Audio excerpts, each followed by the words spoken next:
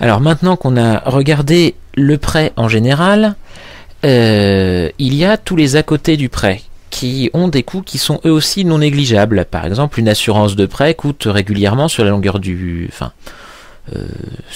sur la durée d'un prêt, hein, ça peut coûter facilement 10-15 000 euros d'assurance. Donc c'est quelque chose qui n'est pas négligé, qui est à prendre en compte. Donc l'assurance, elle est obligatoire, mais elle sert surtout à assurer le banquier, parce que c'est pas vous, si vous devez faire fonctionner l'assurance, c'est que vous êtes très mal. Alors l'assurance, elle s'ajoute effectivement aux frais, et il y a plein de manières d'assurer son prêt. Donc par exemple, elle peut être prise avec la banque avec laquelle on fait le prêt, ou elle peut être négociée avec un autre assureur. Donc ça, c'est un point à regarder. Il y a aussi différentes couvertures, par exemple les couvertures chômage, décès, invalidité, etc. Et puis, quand on est co-emprunteur, par exemple, on peut choisir que si l'un des deux décède, l'autre n'ait plus que 50% à rembourser, ou bien on peut choisir que tout le prêt soit entièrement remboursé par l'assurance. Donc ça, c'est aussi un des paramètres qui peut être variable. On peut l'intégrer ou pas dans la mensualité. Alors en général, quand c'est au sein de la banque, le banquier l'intègre dans ses mensualités. Moi, pour ma part, et pour l'exemple, j'ai demandé à avoir une assurance annualisée dans une autre assurance. Donc l'assurance annualisée dans une autre assurance fait que j'ai un prélèvement chaque année de l'assureur en question, et par contre je ne vois pas du tout apparaître l'assurance dans mes remboursements de prêts chaque mois. Enfin, l'assurance, et là c'est important, elle peut être calculée sur le capital restant dû ou sur le capital de départ. Et là c'est vrai qu'il faut faire attention quand on ira négocier le prêt. Je reviendrai un petit peu dessus sur d'autres tutoriels sur la négociation du prêt. On constate que ce n'est pas négligeable.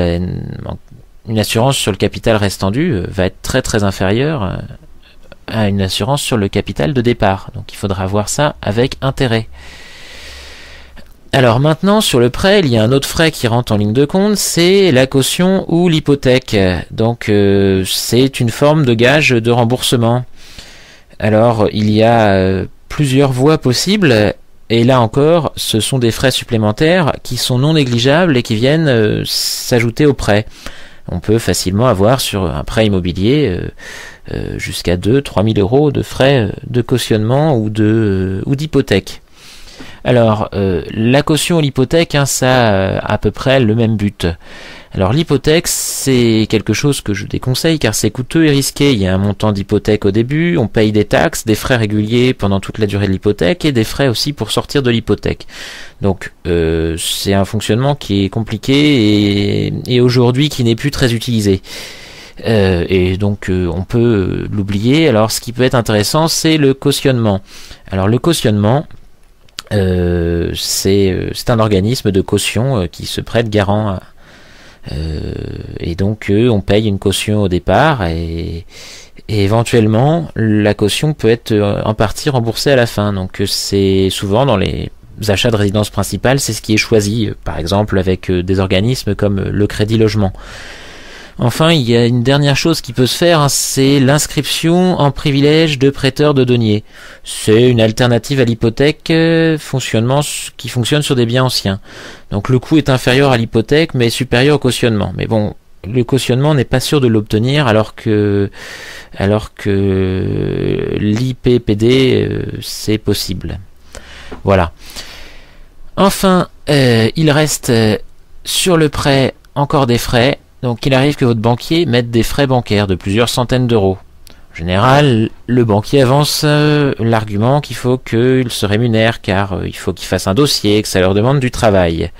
Alors ces frais bancaires, ils sont assez contestables, j'aurais tendance à dire, mis à part si on passe par un courtier qui lui devra rémunérer son courtage via des frais. Mais dans le cas où on passe directement au banquier, les frais bancaires sont à mes yeux assez contestables et dans le cadre d'une négociation je pense qu'il est quand même intéressant d'aller les négocier. En effet, le banquier, lui, se rémunère avec les intérêts. Donc, des frais bancaires, c'est encore une rémunération supplémentaire pour lui. À savoir, on a vu tout à l'heure que dans un prêt de 100 000 euros, on avait 50 et quelques ou 60 et quelques milliers d'euros d'intérêt. Donc, c'est déjà très intéressant pour le banquier. Donc, si en plus, il se récupère 600 euros de frais de dossier au démarrage, c'est encore plus intéressant pour lui. Le banquier gagne toujours en dernier lieu. Aujourd'hui, les dossiers sont informatisés, ça prend quelques secondes à la banque. Donc payer 600 euros pour créer le dossier, c'est pas forcément nécessaire. Donc moi, ce que je vous conseille, hein, c'est dites au banquier qu'on n'en veut pas, sinon peut aller voir ailleurs. Bon, alors évidemment c'est un peu vite dit parce que on pourrait très bien avoir une banque qui propose un prêt canon avec 10 000 euros d'intérêt de moins et 600 euros de frais bancaires en plus. Donc il faut toujours faire les plus et les moins. Mais les frais bancaires sont toujours négociables. Voilà, et ce sont des frais supplémentaires. Enfin, dans les à côté du prêt, le banquier va vous donner un taux effectif global qui est censé inclure l'assurance et les autres frais dans votre taux brut. Donc vous allez avoir un prêt à 5% et puis il va vous dire oui, le TEG c'est 5,47%. Alors ce taux effectif global, c'est aussi une technique du banquier pour noyer le client. Le TEG est pas une donnée fiable car elle intègre des choses qui se calculent pas de la même manière. Par exemple, si on a pris l'assurance payée annuellement sur le capital de départ, les montants de l'assurance seront chaque année identiques, alors que le montant des intérêts, lui, diminuera. Donc c'est un petit peu mélanger les torchons et les serviettes. Donc moi, ce que je vous conseille, vaut mieux regarder poste par poste les coûts des intérêts, les coûts de l'assurance, les coûts de la caution, et on compare un par un. Comme ça, c'est plus facile pour trouver pour voir si le prêt est intéressant ou s'il faut aller renégocier ou si la banque d'à côté est meilleure. Donc le TEG, moi je le regarde pas trop. C'est pas une donnée qui me semble très fiable. Donc voilà, on a vu un petit peu comment fonctionnait le prêt et tous les à côté. Donc je vous remercie de votre attention et à bientôt dans un prochain tutoriel.